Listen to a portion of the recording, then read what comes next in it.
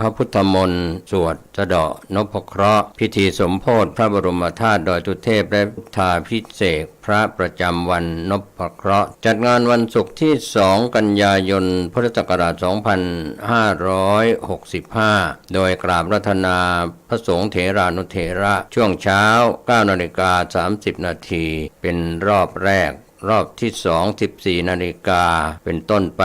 ก็เชิญชวนคณะสงฆ์คณะศรัทธาณวัดพระธาตุดอยสุเทพราชวรวิหารตำบลสุเทพอำเภอเมืองเชียงใหม่จังหวัดเชียงใหม่เริ่มในพิธี 9 นาฬิกาเป็นต้นไปจนแล้วเสร็จในภาคบ่ายก็เป็นงานบุญงานกุศลเชิญท่านร่วมงานนี้โดยพร้อมเพรียงกัน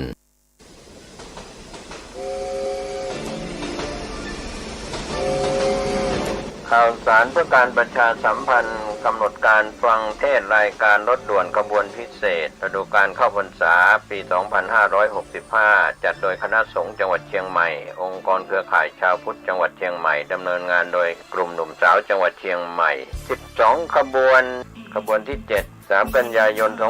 2565 ขึ้น 8 ค่ำเดือน 12 เหนือเดินทางไปยังวัดหนองเต่าคำตำบลป่าไผ่อำเภอสันทรายจังหวัดเชียงใหม่ 20 นาฬิกาฟังพระธรรมเทศนา1 กันขบวนที่ 8 10 กันยายน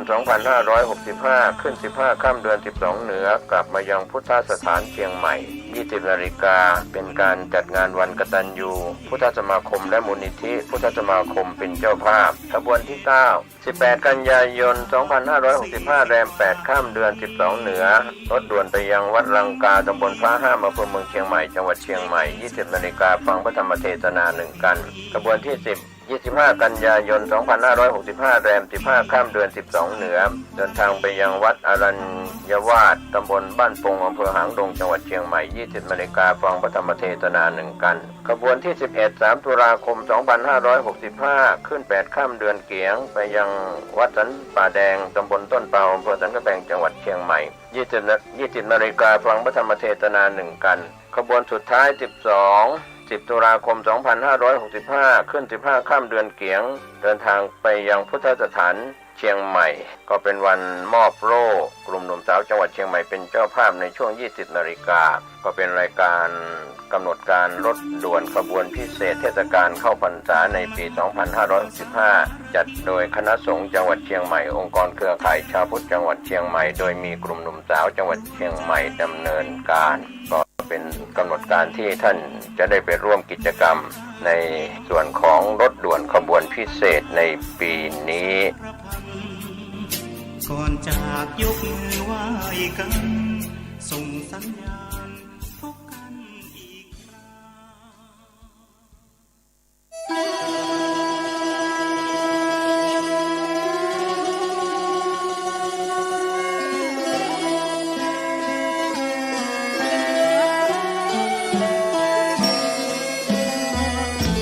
เนื่องในมหามงคลวโรกาสแห่งเทศกาลเข้าพรรษาประจำปีพุทธศักราช 2565 อันเป็นปีมหาปีติยินดียิ่งของมหาชนชาวล้านนาและชาวไทยผู้มีจิตเลื่อมใสเปี่ยมล้นด้วยพลวะศรัทธาในบวรพระพุทธศาสนาอีกทั้งเป็นปีที่เวียนรอบมาบรรจบครบ 144 ปีชาตกาลแห่งพระครูบาสลีวิจัยพระตนบุญตนยิ่งใหญ่ในเมตตาธรรมวัดพระสิงห์วรมหาวิหารตำบลพระสิงห์อำเภอเมืองจังหวัดเชียงใหม่ขอน้อมเจริญพรสาธุชนนักศีลนักบุญพุทธบริษัททุกท่านร่วมพิธีเจริญพระพุทธมนต์ธรรมวัดเย็น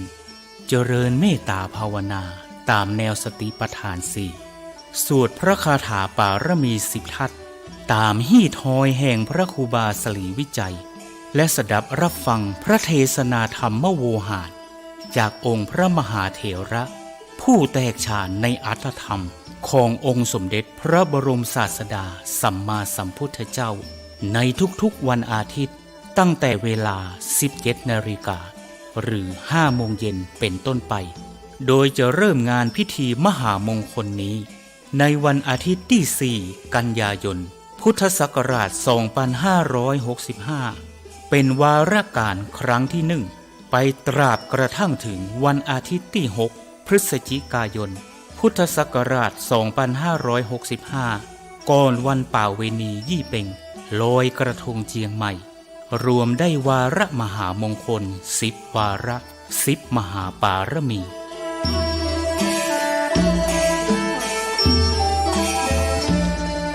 ปวงท่านมหาศรัทธานาบุญผู้มีความสนใจเข้าร่วมพิธีทำวัดเย็นเจริญเมตตาภาวนาสั่งสมปารมีทั้ง10 ทัศอันมีทานปารมีเป็นต้นและมีอุเบกขาปารมีเป็นที่สุดนั้นขอน้อมเจริญพรร่วมพิธีได้ที่พระวิหารหลวงวัดพระสิงห์วรมหาวิหารตำบลพระสิงห์อำเภอเมืองจังหวัดเชียงใหม่และท่านที่มีจิตเจตจำนงประสงค์ใคร่ร่วมบำเพ็ญมหาทานปารมีถวายกันเทศแด่พระมหาเถระผู้แสดงพระธรรมเทศนาและถวายน้ำปานะแด่พระภิกษุสงฆ์สามเณรนั้นขอน้อมร่วมทำบุญหรือแจ้งความประสงค์ของท่านได้ที่พระเดชพระคุณหลวงพ่อพระเทพสิงหวราจารย์เจ้าอาวาสวัดพระสิงห์วรมหาวิหารโทรศัพท์081-883-8752หรือที่ท่านพระครูปริยัติกิจจาภิวัตรผู้ช่วยเจ้าอาวาสวัดพระสิงห์วรมหาวิหารโทรศัพท์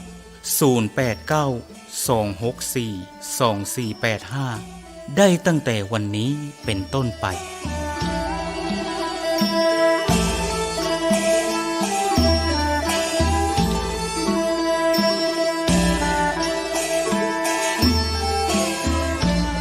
ขอมหาพลานิสงส์อันจะเกิดแต่เนื้อนาบุญอันบริสุทธิ์ของมหาศรัทธาทุกท่านอีกทั้งพระพุทธปารมีแห่งองค์หลวงพ่อพระศรีสันเพชรหรือหลวงพ่อโตที่สถิตสถาพรเป็นองค์พระประธานอยู่ณพระวิหารหลวงวัดพระสิงห์วรมหาวิหารอีกทั้งอานุภาวะแห่งองค์พระพุทธสิหิงค์พระสิงห์หลวงและอำนาจแห่งพระปารมีทั้ง10 ทัศของพระครูบาสลีวิจัยจุงเป็นพลวะปัจจัยอันยิ่งโยชน์นำมาซึ่งความรุ่งโรจน์แห่งดวงจิตพิสุทธิ์น้อมนำทุกท่านฮืออิ่มเอมเอิบอิ่มดำดิ่งสู่วิมุตติธรรมแห่งองค์พระสัมมาสัมพุทธะกอบด้วยทั้งสัพพสันลภางกายอันบริสุทธิ์บริบูรณ์ด้วยอายุการอันเป็นทิพย์มีวรรณพิสิทธิ์พันพุทธผ่องใสมีความสุขกายสบายใจด้วยทั้งพลานามัยพรั่งพร้อมสรรตราบรอดเถิงเติงตันยังอมตะมหาเนรพานอันเป็นที่สุดเสี่ยงแห่งอาสวะกิเลสในวัฏสงสารต่อการภายหน้านั้นจงทุกท่านทุกคนแด่เตอสา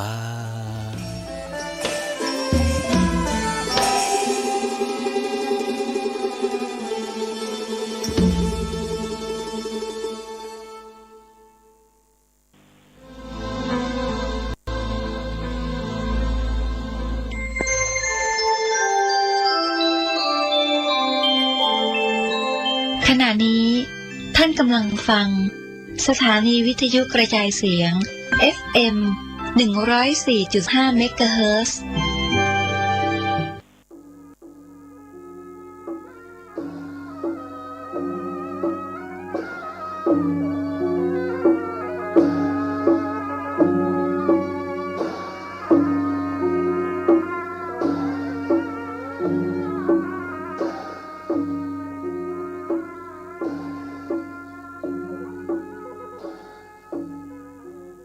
ขอความเจริญในธรรมและความผาสุกทางใจจงได้มาบังเกิดมีกับ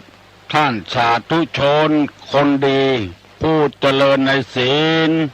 ผู้เจริญในธรรมทุกท่านพร้อมกันนี้ขอยกมือ10 นิ้วกราบอาราธนาเอาคุณพระแก้วเจ้าทั้ง3 ประการบุญศีลบุญทานที่ท่านผู้ฟังทั้งหลายได้กระทำปั้มเป่งมาคุณงามความดีที่ทำไว้ในอดีตและกำลังจะทำเวลานี้คุณพ่อคุณแม่คุณครูบาอาจารย์ผู้ประสิทธิ์ประสาทวิชาความรู้ เสื้อวัดเสื้อวาเสื้อบ้านเสื้อเมืองพระสยามเทวาธิราชสิ่งศักดิ์สิทธิ์ทั้งหลายอันมีพระบรมธาตุเจ้าโดยสุเทพครูบาเจ้าศรีวิจัยนักบุญแห่งล้านนาไทยพระธาตุเจ้าหริพูนชัยพระธาตุเจ้าดอยกองมูจังหวัดแม่ฮ่องสอนพระธาตุเจ้าลำปางหลวงจังหวัดลำปางเป็นต้นขอได้มาปกปักรักษาพ่อแม่พี่น้องลูกหลานเหลนวงศาคณาญาติทั้งสายโลหิตทั้งญาติธรรมทั้งหลายตลอดถึงข้าราชการทหารที่อยู่ในจังหวัดเชียงใหม่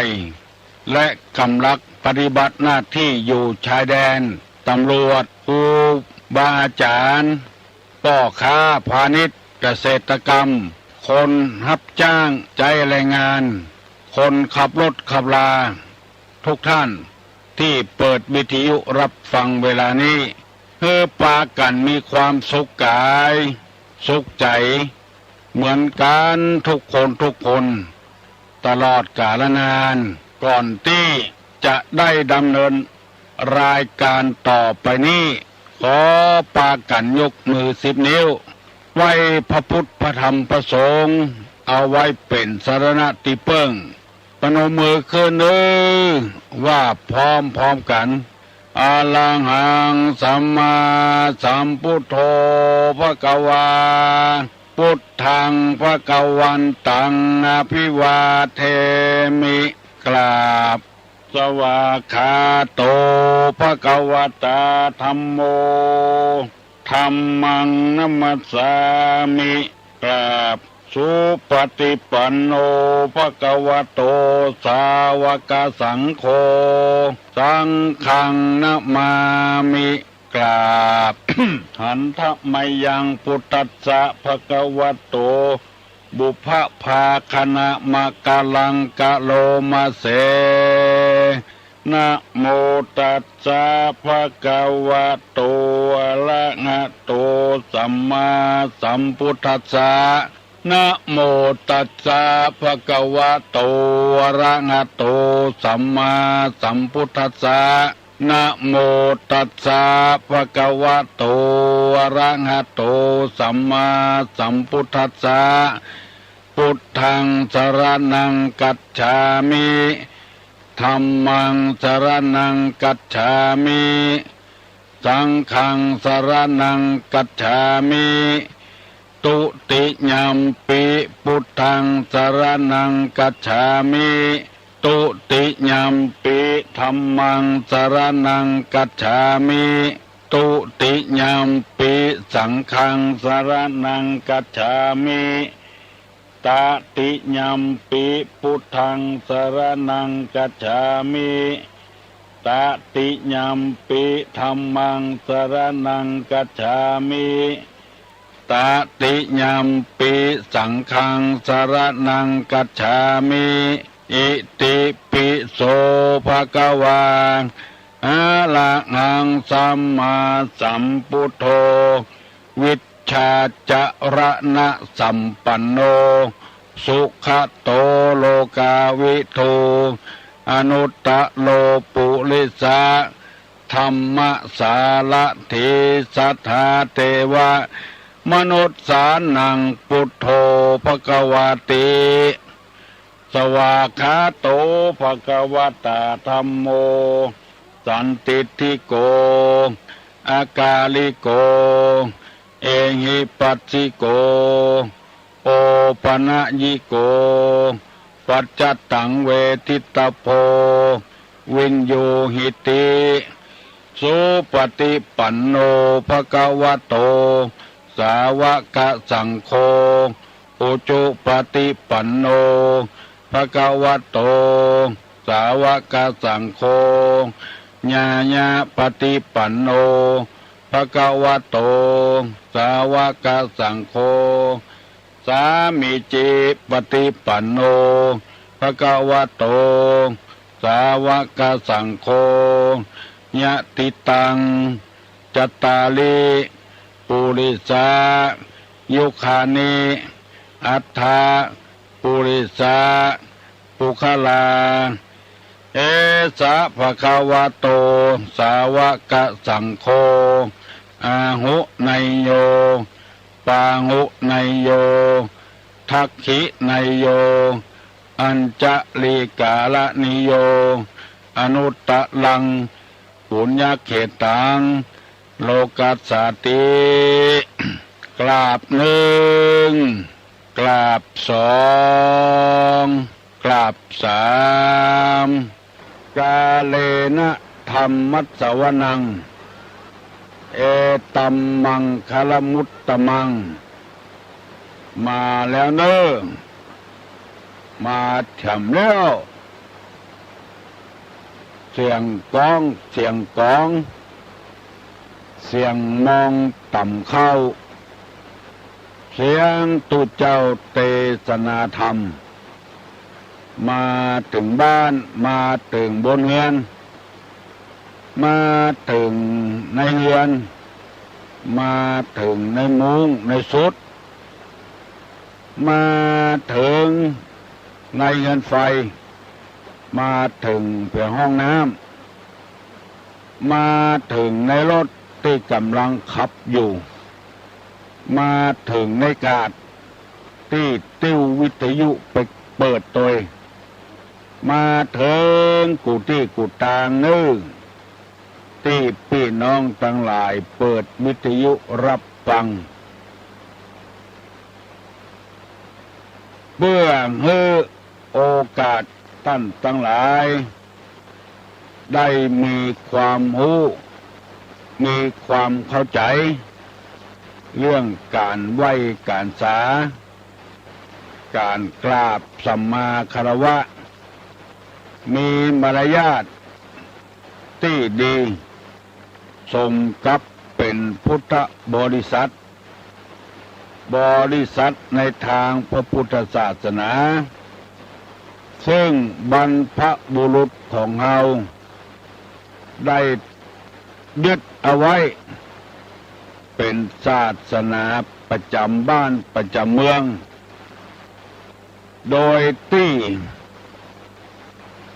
เป็นศาสนาที่มีแก่นมีสารไหว้สาเคารพนับถือนำไปปฏิบัติแล้วบ่เป็นพิษบ่เป็นภัยกระไผเป็นเรื่องที่ดีของสังคมอยู่ตลอดเพราะในทางพุทธศาสนานี้สอนเดินทางแบบธรรมชาติบ่ฮือบิดบ่ฮือเบียดธรรมชาติก็คือสิ่งที่มันเกิดขึ้นมาเองเป็นมาเองมันเป็นเชื้อใดมันเป็นเชื้อนั้นคนทำดีความดีมาตอบสนองคนทำความชั่วความชั่วย่อมตอบสนองปลูกพืชปลูกผักชนิดใดผลที่ได้รับมาก็พืชเช่นนั้นผักชนิดนั้นธรรมะก็อย่างนั้นถ้าปฏิบัติอย่างใดผลก็จะแสดงขึ้นมาถ้าแบบปฏิบัติเลยผลก็บ่แสดงขึ้นมาเหมือนกับเฮาปลูกมะม่วงที่เฮาจะกินที่เฮาปลูกก็บ่ได้กินไปกินมะม่วงของบ้านอื่นคนอื่นปูนที่เพิ่นปลูกมีลูกก็จำเป็นได้ทุกข์กับลูกถ้าหมีก็บ่ได้ทุกข์กับลูกหรือบ่หมีเอาลูกคนอื่นมาเลี้ยงเอาหลานคนอื่นมาเลี้ยงลูกคนตัวเองมาเลี้ยงก็ย่อมจะเป็นทุกข์เช่นเดียวกันถ้าหากบ่ใครทุกข์กับลูกกับหลานเฮาก็บ่ไปพัวพันกับมันบ่เอามาเลี้ยงมันก็บ่ทุกข์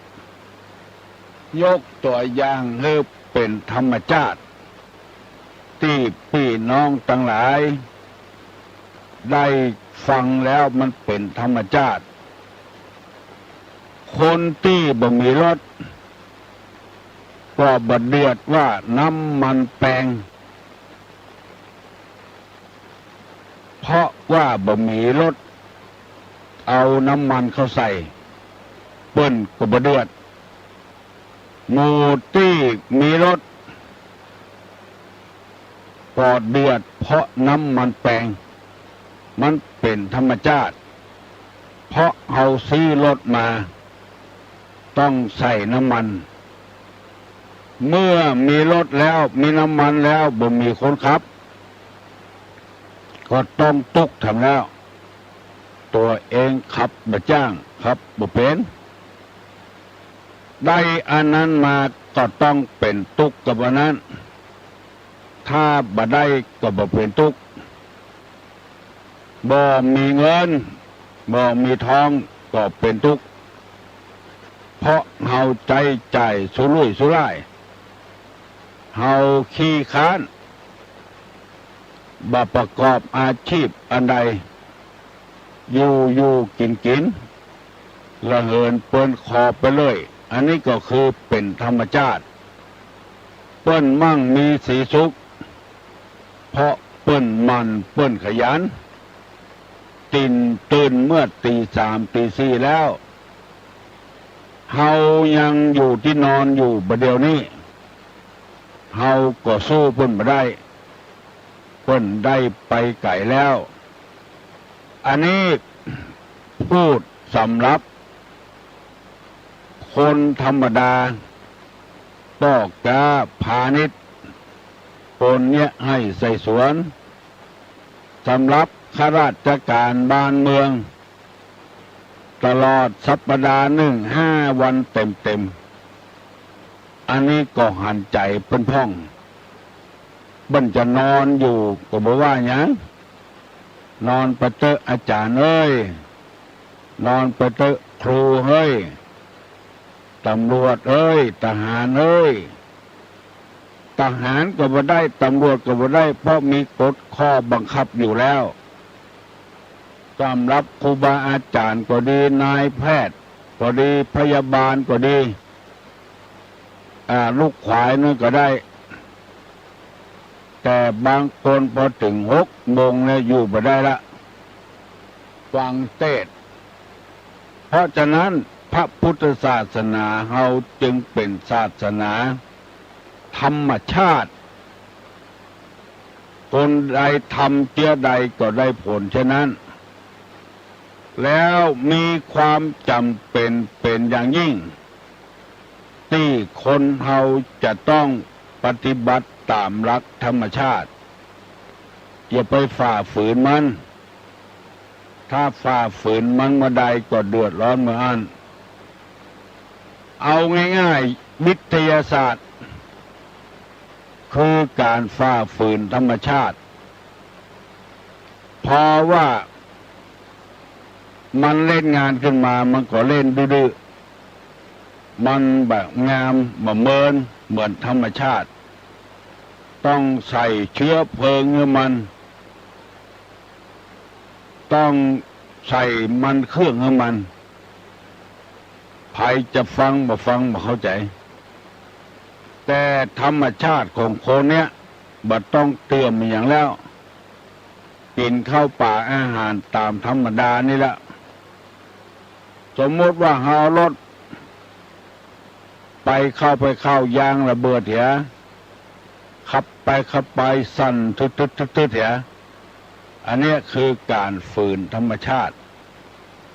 มันจะฮื้อเหมือนใจโดยทั่วไปนะเป็นไปบ่ได้บางครั้งมันไม่อยู่แต่เราต้องเสียเงินเสียทองเสียก้าทนุบำรุงมันยังเขี้ยวปลอมกับเขี้ยวแตะเขี้ยวแตะนี้บ่ต้องระวังรักษาหยังกินข้าวแล้วก็แปรงฟันอย่าลุกมาก็แปรงฟันทำความสมาอาดถึงมันจ้านะว่าต้องไปรักษาเนี่ย พอถึงข้าวมันหล่อนไปเอาเขี้ยวใหม่เขาใส่นั่นคือธรรมชาติ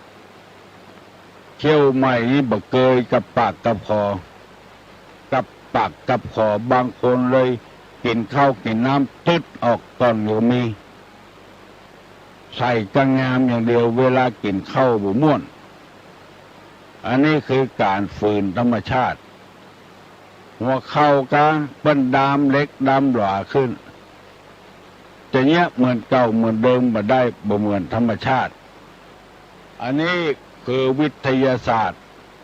ฝืนธรรมชาติคนเฮาถ้าฝืนธรรมชาติเมื่อใดเหมือนเข้าก็เดือดร้อนเหมือนอันแต่ธรรมชาตินี่มันเป็นไปด้วยระเบียบของมันต่างหากตุลุงได้บอกว่าลักษณะของคนนี้ต้องรู้จักตัวเก่า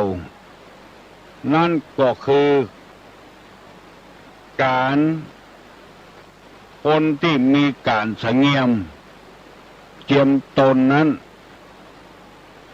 ไผก็ฮักก็ชอบมีกิริยามารยาทเรียบร้อยตุลุงได้นำมาเสนอไปแล้วหลายข้อแล้วต้องสงเงียมเจียมตนคนเฮานี่ดัดได้ไม้บางอย่างก็ดัดได้เอามาแปลงรูปจ้างพ่องรูปนกพ่องรูปกระต่ายพ่องเพราะคนเฮาดัดมันดัดอยู่ตลอดเวลาพอเผลอมากิ่งไม่ออกมาก็บ่เป็นรูปนกบ่เป็นรูปจ้างแล้วแต่ว่าคนเฮาดัดเตอเดียวนิสัยมันจะเป็นไปตามนั้นที่ตุลุงนำมาเสนอไปแล้วหนึ่งคือมีใจอ่อนน้อมบังคับที่จิตที่ใจพุ่นอย่าไปใจกระด้างกระเดืองถ้าใจอ่อนน้อมครบยำแยงแล้วร่างกายมันก็จะอ่อนน้อมไปตัวกำอู้กำจ่ามันก็จะอ่อนไปตัวถ้าจิตใจกระด้างกระเดืองกำปากก็จะกระด้างไปตัวตีนมือนิสัยร่างกายก็จะกระด้างกระเดืองไปตัวบ่ยอมอยู่ในอำนาจของไผบ่ยอมเชื่อฟังกำไผแม้แต่ผู้นำของประเทศรู้อำนาจแก่ความอยากที่เกิดขึ้นเป็นไปโดยดีๆแต่เพราะนิสัยจิตใจกระด้างกระเดืองบ่อ่อนน้อมบ่เคารพนับถือรัฐบาลเยี่ยอย่างควางหูควางตาไปหมดบ่เหมือนเจ้าบ้านเฮาธรรมดาปฏิบัติติดตามที่รัฐบาลสั่งมาผู้ที่มีใจกระด้างกระเดืองจะต้องเป็นคนอย่างที่เขาว่ารัฐบาลไปคุกพุ่นอยู่กับเจ้าบ้านเจ้าจองเพราะว่าหาเสียง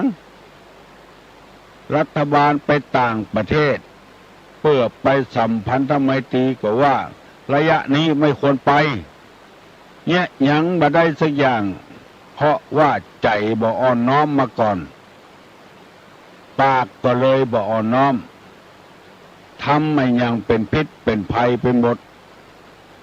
เนี่ยคือมันฝืนธรรมชาติเปิ้นทำความดีหูอยู่ว่าเป็นความดีก็ว่าเปิ้นยึดเป็นฐานหาเสียงหมู่นี้เป็นต้นสองมีความเจียมตนสงเงียมเจียมตนรู้ฐานะรู้ความเป็นอยู่บ่อาจเอื้อมขึ้นไปสู่เบื้องบนปากก็เจียมกำปากตัวเองก็เจียมตัวเองอันนี้มันเป็นธรรมชาติเพราะคนเฮานี่อ่อนน้อมไปได้ ฝืนธรรมชาติไปพ้องนั่นก็คือบังคับจิตบังคับใจบ่เสียประโยชน์ได้ประโยชน์มาสู่เปิ้นสู่ตัวเป็นคนอ่อมน้อมคบยำแยงผู้เฒ่าผู้แก่3บ่ถือตัว4บ่ยิงยโส5ทำตนเหมือนผ้าเช็ดเท้าทำความสะอาดให้เปิ้นให้ความสะดวกให้เปิ้น6ทำตัวเหมือนกับโคเขาขาดบ่มีพิษบ่มีภัยบ่ควิดไผบ่ไล่ฆ่าไผ7ทำตนดุจงูพิษที่ถูกรีดแล้วบ่มีพิษบ่มีภัยกับไผผัวก็บ่มีพิษกับเมียเมียก็บ่มีพิษกับผัว8อ่อนโยน9นุ่มนวลวันนี้จะอธิบายคำว่าอ่อนโยนข้อที่8กับข้อที่9นุ่มนวลอ่อนโยนนี่บ่ใจอ่อนแอไปสังเกตพ่อผัวเมียเป็นอยู่กับกันเมียไม่ยิงคนใดอ่อนโยนต่อผัวได้ปฏิบัติปัดโปผัวจะมีคนนิยมชมชอบคนต่างภาคกลางภาคใต้นิยมมาเซาะเมียต่างเหนือเพราะว่าคนต่างเหนือนี้ได้รับอิทธิพลจากพระพุทธศาสนาปฏิบัติปัดโปผัวดีกูบาดย่างต่างเตียวอย่าว่าแต่คนไทยภาคกลางภาคใต้เลยแม้แต่ฝรั่งมั่งค่าก็นิยมเอาคนไทยไปเป็นเมียว่าใจเพื่อกามราคะอย่างเดียวเพราะแม่ยิงตังเหนือพ่อแม่เป็นคนสั่งคนสอนคืออ่อนโยนคือนุ่มนวลต่อสามีปฏิบัติดีแท้บางคนปฏิบัติเหลือพ่อเหลือแม่ผู้มือกำเนิดจำก่อนปฏิบัติสามีคนจึงนิยมชมชอบกันแม่ยิงฝรั่งชอบแต่งงานกับผู้ชายต่างประเทศอย่างจังภาคอีสานเพราะว่าคนผู้ชายต่างประเทศมีความนุ่มนวลอ่อนโยนบ่เหมือนคนไทยเฮาเหี้ยมโหดกินเหล้าเมายามาแล้วมาไล่เตะลูกเตะเมียว่าจะได้ก็บ่ฟัง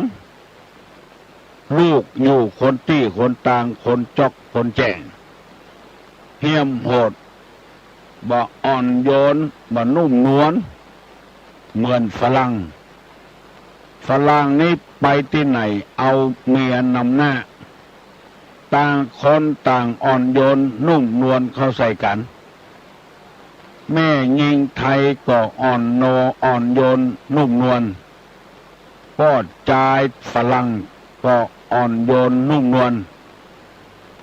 มันต่อยกันได้บ่มีพิษบ่มีภัยกับกันที่นำมาเสนอนี้เพื่อให้สังคมเฮาอยู่ได้มีความสุขบานหวานใจพยายามปรับปรุงเอาได้เน้อก็ออกไม่ออกศรัทธาบางคนมาสอดตุลุงว่าตุลุงตุเจ้าวัดนี้ที่โคตรเอาใจตัวเองว่าจะก่อสร้างห้างแปลงหยังเอาใจตัวเองว่าไผ่ทัดทานไผ่คัดค้านไผ่บอกก็บ่ฟังเอาใจตัวเองว่าอันนี้คือความบ่อ่อนโยนความบ่นุ่มนวล บางแห่งบางที่จะคิดจะสร้างอย่างบาทำแบบทำแปลนเสนอตามลำดับชั้นให้สร้างก็สร้างไปแล้วสร้างมาแล้วสักกรรมก็มีเพราะว่าบ่อ่อนโยนบ่นุ่มนวลเอาใจตัวเองว่ากระด้างกระเดื่องมาบวชในธรรมมิตรในยังบ่เข้าใจดีเตื้อก็เลยทาบ่อยไข้เข้าวัดเขาว่าเพราะตุเจ้าบ่อ่อนโยนบ่นุ่มนวลสวกมือศรัทธาไปปล่อยหลวงบัดโตยขบวนขวตานไปที่อื่นที่ไกลเหรอคนตี้คนต่างที่นำมาเสนอนี้บัดได้ว่าหือไผสักคนเพื่อฮือพ่อแม่พี่น้องลูกเต้าหลานเลนพระสงฆ์พระเจ้าได้มีนิสัยนุ่มนวลและอ่อนโยนหรืออ่อนโยนและนุ่มนวลอู้กับพอออกไม่ออกอู้อย่างนุ่มนวลเข้าใจดีอย่าไปโอหังถังแตกลูกเต้าก็ดีผัวเมียก็ดีพ่อกับแม่ก็ดีหัวหน้าคนก็ดีข้าราชการทหารตำรวจก็ดีถ้าคนใดอ่อนโยนและนุ่มนวลหัวหน้าเจ้านายอ่อนโยนนุ่มนวลต่อลูกน้องก็ฮักบ่แปลงไปใจอำนาจบาดใหญ่เกินไปมันก็หมดที่หมดทางพระพุทธเจ้าทำเป็นตัวอย่างบางคนจะมีคนฆ่าคนแกล้งบ่คอดกรรมบ่กระทำเวรอย่างเสียอย่างธรรมชาติจึงจะลงโทษมันคนเดียวปล่อยมันตามความต้องการของมันเช่นพระเทวทัตใส่ร้ายป้ายสีพระพุทธเจ้ากู้ยังแม้แต่ลมหายใจบดายก็ใส่ร้ายคือพระพุทธเจ้าโคตรแต่พระองค์ก็บ่โคตรยังนุ่มนวลอยู่ตลอดเวลาไปที่ไหนครั้งหนึ่งพระองค์ไปบิณฑบาตคนที่นอกศาสนาบ่มีศาสนาหานพระพุทธเจ้ามาบิณฑบาตเมื่อเจ้าพร้อมกับด้วยภิกขุทั้งหลายคนนอกศาสนาปากันไล่ด่าพระพุทธเจ้าไปตั้งใดก็เกิดด่าจนพระอานนท์ทนบ่ได้ทูลถามว่าพระพุทธเจ้าหมู่นี้มันด่าตึงวันพระพุทธเจ้ายังบ่ย้ายไปที่อื่นเหรอพระองค์บอกว่าอานนท์เอ๋ยถ้าเฮาย้ายไปที่อื่นด่าเฮาแถมเฮาก็ย้ายไปแถมเฮาใจความอ่อนโยนใจความนุ่มนวลดีกว่าที่เขาด่านั้นมันบ่มีเป็นความจริงเขาใส่ร้ายป้ายสีต่างหากเขาบ่ฮู้น้ำทำคำสอนของเฮาเขามีนิสัยเจ้อี้มาแต่โคตรแต่เงาของเขาเพราะฉะนั้นเฮาจะบ่หนีเฮาจะอยู่เจ๊ะถ้ามันมีความผิดอย่างเขาว่าหมู่หัวโล้นหมู่บ่ทำประโยชน์หยังนุ่งผ้าก็นุ่งแบบไม่ยิงแจ้งมาก็เสาะขอกินกับเปิ้นหมู่สุดกำปิดอย่างหมู่เนี้ยหมู่นอกศาสนาด่าเปิ้นมันบ่เป็นไปอย่างนั้นเฮาบ่ได้ไปเบียดเบียนไผกุมบาดแผลขึ้นร่องไผจะใส่เฮาก็จะเอาไผบ่ใส่เฮาก็บ่เอาสุดแล้วแต่เจตนาความสุขของเพิ่นเฮาทำอย่างนี้เฮาบ่ได้เกียรติได้ค้าน อย่างที่กรรมเขาว่า อันนี้เราทำนุ่มนวลเราทำมันอ่อนโยนเราบ่ได้ไปท้าประทายเขาบอกไปละอยู่นี่ก่อนเถอะนานไปความนุ่มนวลความอ่อนโยนของพระพุทธเจ้าสามารถชนะหมู่ที่นอกศาสนาฟังธรรมนักเข้า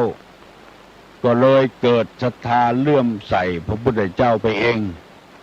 อาศัยความนุ่มนวลอาศัยความอ่อนโยนมาเดียวนี้นิยมน้ำยาอีกอย่างหนึ่งเรียกปรับความนุ่มซักผ้าเสร็จแล้วใส่น้ำยาปรับความนุ่มนุ่งผ้าที่ปรับความนุ่มแล้วมันม่วนใส่สบายผ้าที่มันแข็งนี่มันใส่บ่อ่อนนุ่มใส่บ่สบายเพราะว่ามันแข็ง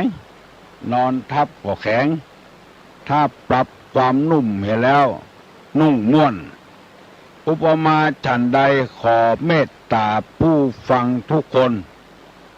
ได้พยายามเป็นคนอ่อนโยนเป็นคนนุ่มนวลจะไปทอมตัวนักก็บ่ดีเฮายังมีพิษมีภัยอยู่แต่ใจความนุ่มนวลความอ่อนโยนผัวทำก็ได้เมียทำก็ได้ลูกทำก็ได้ทำพ่อทำก็ได้แม่ทำก็ได้อย่างสมัยปัจจุบันนี้ใครอ่อนเกินไปลูกก็เลยได้ใจแต่ก่อนนี้ห้องแม่เฮ้ยพ่อเฮ้ยกี่ข้าวแล้วกาว่าบักกินเตื้อกะมาเดียวนี้ต้องคับต้องผมใส่ละอ่อนกูบาดย่างตังเตียวลูกของแม่เจ้าอ่อนโยนอ่อนนุ่มฟังแล้วมันม่วน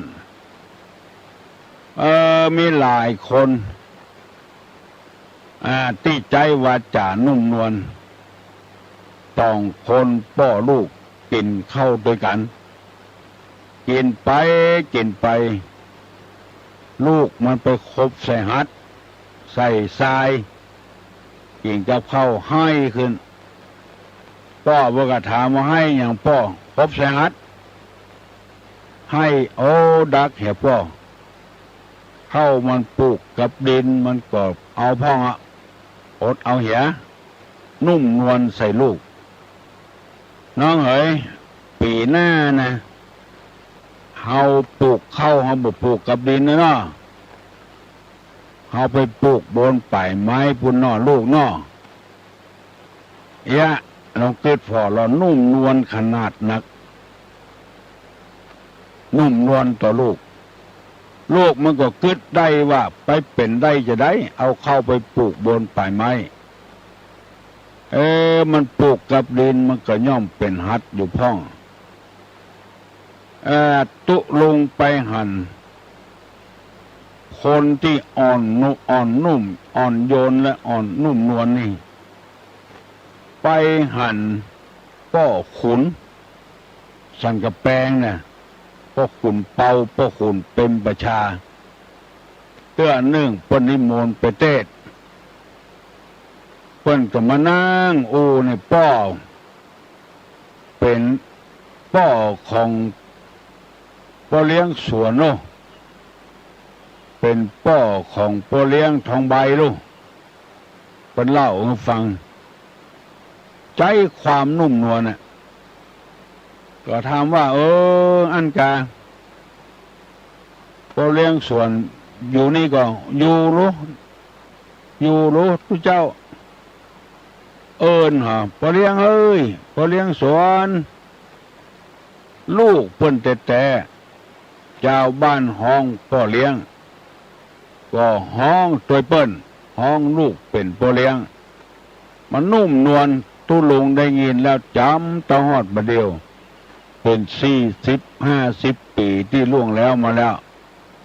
อันนี้ยกตัวอย่างให้ฟังพอเลี้ยงใบพอเลี้ยงสวนนุ่มนวลอ่อนโยนว่าตามชาวบ้านว่าตามทุเจ้า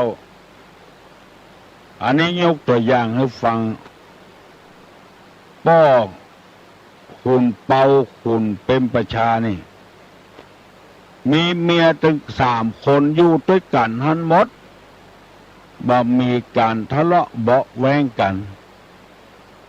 บางคนนี่เมียเปิ้นตายไปเป็นเมียของเปิ้นทำไมอยู่กับผัวอยู่ได้แต่ไปทะเลาะกับลูกติดเมียทำไมอันเนี้ยบ่อ่อนโยนบ่นุ่มนวลกระด้างกระเดื่องในที่สุดก็อยู่บ่ได้ต้องละกันหย่ากันเพราะว่ากระเดียวว่าจะมาช่วยกันฮิกันหาให้เจริญรุ่งเรืองเป็นมาหาเรื่องลูกติดผัวบางคนก็พิษกับลูกติดเมียจะเอาไอ้อย่างนักหนาอยู่ด้วยกันไปฮั่นละอยู่ไปตามน้ำทำไปตามตัวน้ำเพียงใดดอกบัวเพียงอันอยู่มาก็มาอยู่กับวัดกับว่าเมินเข้าไปคุยลูกศิษย์ลูกหาเก่าไปสนไปสอลูกศิษย์ลูกหาเก่าฮือครูบาอาจารย์ฮู้ตัวเองใครได้หน้าใครได้ตาหมูเนี้ยมันบ่อ่อนโยนบ่นุ่มนวลฟังว่าอย่าเตอะพอออกไม่ออกบ้างเสียผลบ่เสียผลประโยชน์เอาละเน้อบัดเดียวนี้ไผ่ยังบ่ลูกเตื้อเว้นแต่ข้าราชการบ้านเมืองที่เปิ้นทำงาน5 วันบ่ได้หยุดได้หย่อนชาวบ้านเฮาธรรมดานี่ลุกได้แล้วลุกลุกเจ้าเป็นเจ้างัวหลายลูกขวายถูกแม่แซ่หวายมาเจ้าลูกเจ้าได้กินพักตังปายลูกขวายได้กินพักตังเก้าฮัลโหลครับมาทำปัญหานะครับสังฆาวัตถุสี่นะมีอย่างพ่องมีอย่างพ่องนะถามน้องๆหนูเจริญพรเนอเอาไผ่ตอบได้ตอบมาเนอสังฆะวัตถุสี่คืออะไรบ้างตอบมาเนอเจริญพรครับไว้สาตอบครับการครับปิยวาจาอุมวนอัตถจริยาบำเพ็ญตนเป็นประโยชน์สมาและก็ตาวางตัวตนสม่ำเสมอครับเจริญพรปีดน้องบ้านป่างม่วงตอบมาแล้วเนอ1ตาล2ปิยวาจา3อัตถจิตจริยา4สมานัตตาอันนี้เรียกว่าธรรมที่ถามมาตะกี้ฮัลโหลเจ้าไว้สาเจ้าตุลงเจ้าถามน้องถามพ่องมักมีองค์8ย่อเลย3มีอย่างพ่องเจ้ามักมีองค์8ย่อมาเหลือ3มีอย่างพ่องเจ้าไผ่ตอบได้ตอบมาเนอมักมีองค์3มักมีองค์8เห็นชอบดำริชอบวาจาชอบการงานชอบเลี้ยงชีวิตชอบส่งเคราะห์เข้าอันหยังย่อมาเหลือ3ไผ่ได้ตอบมาเนอน้องพิษสมัยเปิ้นถามมาเปิ้นลองภูมิพอน้อยพอหนานพออุ้ยไม่อุ้ยตู้เจ้าพนายก็ตอบได้เนอตอบได้เหมือนกันกูคนเฮาบ่ใจคนที่ไหนบ่ใจไตที่อื่นวันนี้ได้ข่าวว่าพ่อออกแม่ออกปูนตังละปูนปุนะบ้านหงละปูนปุนะห้วยปูปุ่นจะปากันมาส่วนมากเชื้อชาติเป็นปักกัญญอแต่งตัวปักกัญญอมาเนอห้วยละบ้านห้วยปูฮัลโหลไว้สาครับย่อเหลือ3เนาะ หนึ่ง ศีลสมาธิปัญญาหนึ่งครับย่อลงเหนือศีลสมาธิปัญญาแล้วขอถามยัง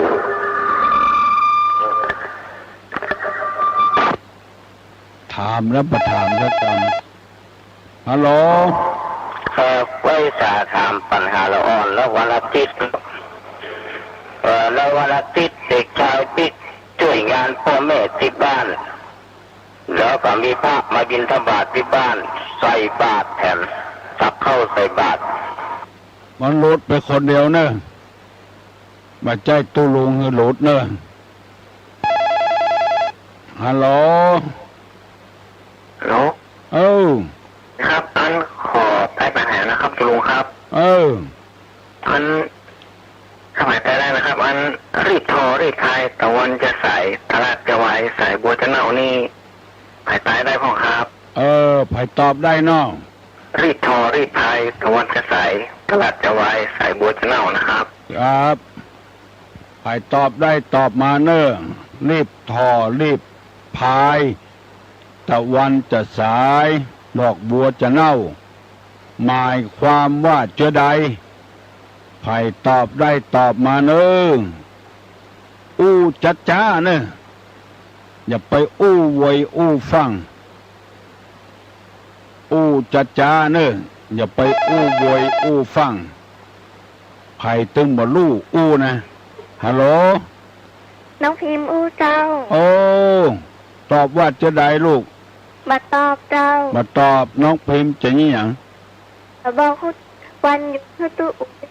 เล่านิทานธรรมะคือฟังกำเจ้าตู้เล่านิทานเจ้าธรรมะคือละอ่อนฟังกำเจ้าธรรมะละอ่อนฟังกำนอเจ้ากำเดียวจะเนอะลุงเนอะเจ้าน้องพิมพ์มาเกิดอย่างอยู่บ้านศาลาเจ้าบัดเดียวอยู่บ้านศาลาแล้วเนาะเจ้าเล่านิทานให้ฟัง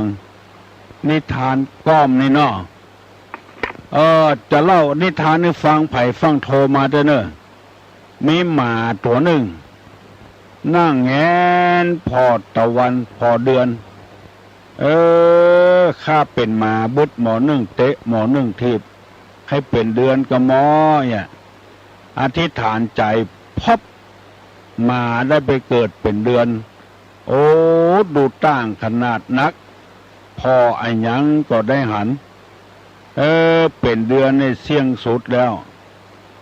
ทำกรรมเดียวจะพอไอ้ยังก็บหารแล้วก้อนเมฆมาบังเป็นเดือนก็ยังสู้ก้อนเมฆบ่ได้อธิษฐานมาเป็นเดือนแถมพอได้เป็นเดือนแล้วลมมาปัดขึ้นปัดล่องเป็นเดือนแล้วก้อนเมฆมาบังมาอธิษฐานขอให้เป็นก้อนเมฆจะมาบังเดือนดีๆพอได้เป็นแล้วลมมาปัดสู้ลมมาได้ก็ขออธิษฐานให้เป็นลมพอได้เป็นลมแล้วปัดอันอย่างไปหมดทุทางหมดปัดจอมปลวกบลงมาขอเป็นจอมปลวกแถมพอได้เป็นจอมปลวกแล้วลมปัดมาได้แล้วควายเอาโก้นมาถูสู้ควายบ่ได้มาเป็นควายแถมพอได้เป็นควายแล้วบางวันจะเอาโก้นไปถูจอมปลวกเชือกมัดไว้โก้นไปถูบ่ได้มาขอเป็นเชือกพอได้เป็นเชือกแล้วมัดควายได้แล้วซ้ำหนูมาครบมาเป็นหนูแถมพอได้เป็นหนูแล้วออกหากินเมื่อวันก็บ่ได้แมวไล่ครบ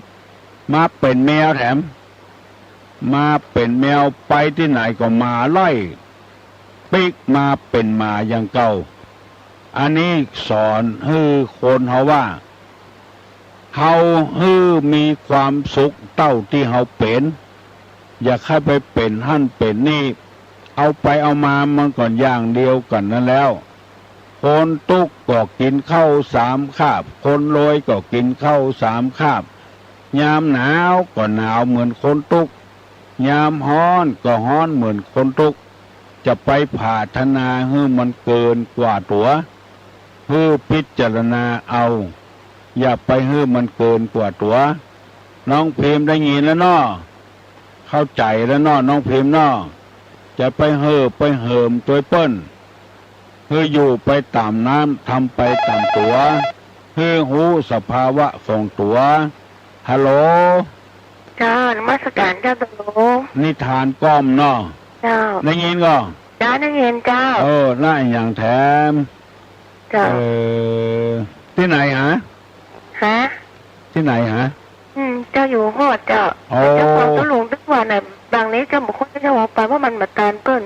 เมืองฮอดเพิ่งก่อนเจ้าเอาไก่แตะไก่ว่าเนาะที่จะฟังถึงว่านมันนะแต่ฟังตุลุงน่ะมันงุดหงิดโมโหเลยมันม่วนก็ม่วนแกเข้าใจก็เจ้าเข้าใจตุลุงสอนทำแม่สอนน่ากะอ่อนเนาะอ่อนน้อมอ่อนโยนวันเนอร์ลูกเนอร์โอ้อายุแก่แล้วกันจะลูกกัน40-50เป็นน้องเนาะเจ้าเป็นน้อง40-50ละเจ้าเจริญพรเนอะเจ้า2 คนอื่นจะตัวออกรายการพุ่มกันเนาะคนออกละปูนเขาออกยังไงตุลุงนี่ลูกก้าผมไปออกเวลาเดียวกันก็ตุลุงออกเวลาเดียวกันนี่ว่าเขาก็โมโหเนาะตุลุงลูกข้าวอะลูกก้าเปิ้นฟังตุลุงนักเหลือพ่อครูชิลิที่อยู่ห้วยห้างบุญน่ะครับเป็นหู้กันก็ฟังกันตุลุงอันนี้ก็หลายคนในบ้านที่ผมเล่นนะครับก็ดีเนาะสถานีมันใกล้กันครับผมของตุลุง96ของเปิ้น95ครับฟัง96นะตุลุงชัดเจนดีเนาะครับก็ฟังกันหลายคนตุลุงพอดีฝากพอดีก็ใครไปเหมือนกันนะวันนี้นะเนาะพอดีวันติดงานกันนะครับเนาะก็ขออนุโมทนาสาธุอย่างที่อุตกี้ตุลุงเนาะเจริญพรเนอฮัลโหลไว้สาเจ้าคำถามที่ว่ารีบโทรรีบพายนั่นมันเกี่ยวกับการเวลาก็ค่ะอะไรอย่างปัญหาที่รีบทอรีบพายสายบัวตะวันจะสายบัวจะเน่าเกี่ยวกับการเวลาก็ค่ะแม่นกะคนเฮาถ้าชักช้าถ้าจ้าจะบัตานการเนาะเจ้าบัตานการยิ่งชาพุทธเราเนาะถ้ารอเข้าวัดตอนเฒ่าตอนแก่ก็จะบัตานแล้วเนาะเจ้าตานแล้วหัวเข้าดีละเอาตอนนุ่มๆแน่นะเจ้ากำเดียวอุ้มลูกอุ้มหลานให้ไปวัดตึกอะตัวหลวงเติกบานี่แม่มอสัตว์ไว้ฮืออย่าเจ้าอ้างหลานนั่นจะทำอย่างต้องรีบทำนะต้องรีบทำตะวันจะสายบัวจะเน่าเนาะเจ้าพลาดโอกาสแล้วจะเสียใจกับนมัสการไหว้สาเจ้าถูกต้องแล้วเนอะเจ้าเก่งแตะไม่ออกเขานี่เราต้องรีบต้องทำอย่างตู้ลงก็หูตัวโลดตึงวันเนี่ยอายุนักขึ้นพันญาติก็มาคุยละรีบทำบุญติ๊กอะไผ่มาขออย่างก็ฮื้อเพื่อนฮัลโหลครับถามปัญหาแล้วครับมันขวายแล้วนาพอออกครับบัดถามตัวน้อปนมมือเนอสัพพะโรคาวินิมุตโตสัพพะสันตาปวัตติโตสัพพะเวระมติกันโตนิพุตโตจัตุวังภวสัพเพติโยวิวัจจันตุสัพพะโลโกวินาศตุมาเตภวะตวนตราโยสุขีติคาโยโกภวะอภิวาทนาสีลิสานิจังวุธาปจายโนจัตตาโลธรรมาวัฏันติอายุวันโนสุขังปะลัง